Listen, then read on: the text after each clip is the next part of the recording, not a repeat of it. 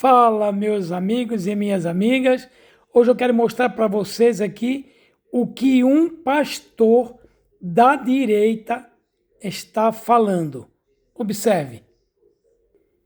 E dizer que eu admiro muito esse pastor. Passei a admirá-lo mais ainda a partir do que ele vem fazendo e vem falando. Observe. Esse é o pastor e deputado federal do PL, Ottoni de Paula. Observe. Ai das minhas ovelhas. Não. Ele sempre tem uma palavra de misericórdia, mas ele diz, ai dos pastores que se venderam, que negociaram. Portanto, quem abriu a porteira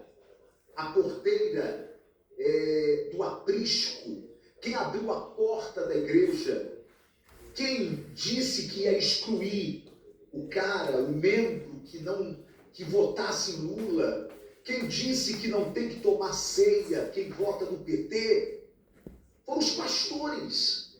Então, esse sim tem responsabilidade diante do Senhor. Então, eu entendo que foi um conjunto. Crédito para o podcast Três Irmãos. Que nos levou a esta debilidade moral e que nos levou a esta decadência espiritual. E hoje, nós fechamos a porta da igreja, da fé e do evangelho para muitos que hoje passam pela igreja e só querem passar pela porta.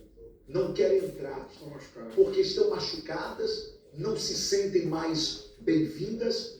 Afetou a demografia, o último censo que todos achavam de que nós teríamos 30% de evangélicos no Brasil foi afetado pelo bolsonarismo. Aumentou o número de desigrejados. Exatamente, foi afetado. O censo ali mostra o que o bolsonarismo fez em nossas igrejas. O que este movimento de adoção de uma agenda política em detrimento ao doce evangelho fez com a igreja do Senhor. Isto é muito sério e nós daremos conta a Deus naquele dia, de acordo com a política em detrimento ao doce evangelho fez com a igreja do Senhor. Isto é muito sério e nós daremos conta a Deus naquele dia, de acordo com a nossa fé. Eu tenho a impressão que o diagnóstico foi dado assim, mas o tratamento não está sendo aplicado, sabe? Acho que a direita pode repetir isso mais vezes do que aconteceu com o Bolsonaro.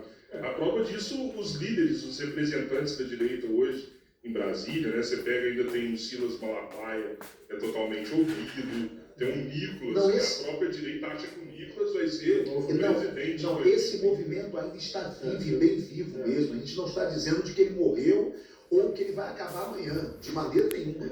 O compartilho desse diagnóstico não é sobre o que o bolsonarismo fez com as igrejas e com a democracia, é o que ele continua fazendo. Um candidato à presidência chegar no evento Marcha para Jesus e declarar uma guerra espiritual, isso é grave. É uma guerra santa, isso né? É o rebaixamento do debate democrático. Então, Flávio Bolsonaro, e é muito curioso assim, o nível de dissimulação, porque logo depois do escândalo do Banco Master, ele reivindica para si uma moralidade superior e diz que vai tirar do governo o povo do mal.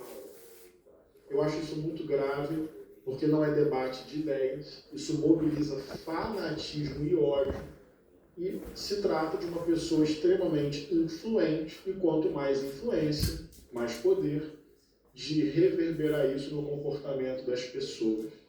Então, meu diagnóstico não é sobre o que a direita fez, é sobre o que a extrema-direita faz, derretendo o debate democrático, pensando o conjunto da sociedade, não é um adversário político, é batalha espiritual. E a religião, ela tem força emocional. Se é para promover o bem, a paz, a misericórdia e a partilha, os exemplos são lindos ao longo da história da humanidade, quando a fé foi traduzida nesse desapego material como forma de doação ao próximo. mas o contrário também é verdade. Quando essa mesma força é mobilizada pelo ódio, quando coloca a palavra Deus e depois a palavra guerra e trata o outro como mal, pode-se facilmente, olha o termo que eu vou utilizar, crucificar, achando que isso é purificar, higienizar, limpar a sociedade desse outro inferior, mundano, perverso. Isso é que o candidato à presidência, Flávio Bolsonaro, está propondo no Brasil de hoje. O que isso tem de poder destruidor no cotidiano, no bar, no trânsito, na igreja, na família, no condomínio, isso é perigosíssimo. Mas eu queria colocar um outro ponto aqui, numa divergência democrática, porque para que haja paz e respeito entre o Ottoni e eu, nós não precisamos da concordância, não, porque somos capazes de discordar mantendo o espírito ético republicano. Eu queria aqui colocar um ponto também para o Ottoni. Se o bolsonarismo produziu o que produziu de efeito destrutivo sobre a democracia e as igrejas, mas nós já deslocamos do verbo passado para o verbo no tempo presente, está produzindo. Ottoni, eu queria te convidar a dar mais um passo, e não estou nem falando em termos religiosos, falando em termos políticos mesmo, que aqui é um debate entre dois sujeitos políticos e parlamentares. Se o bolsonarismo é isso, eu confesso que eu estranhei quando você declarou... Meus amigos, algumas coisas ficaram muito claras. Perceberam, povo? Então, esse foi o debate de dois deputados, dois pastores, deputado pastor Henrique Vieira e o deputado pastor Ottoni de Paula. Num debate franco, num debate aberto, num debate democrático, porque, como o pastor Henrique falou, não precisa concordar com tudo o que o outro debatedor está falando.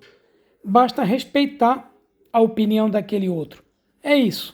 Fica esse debate aí para avaliação de vocês todas e todos. Grande abraço. Valeu! Fui!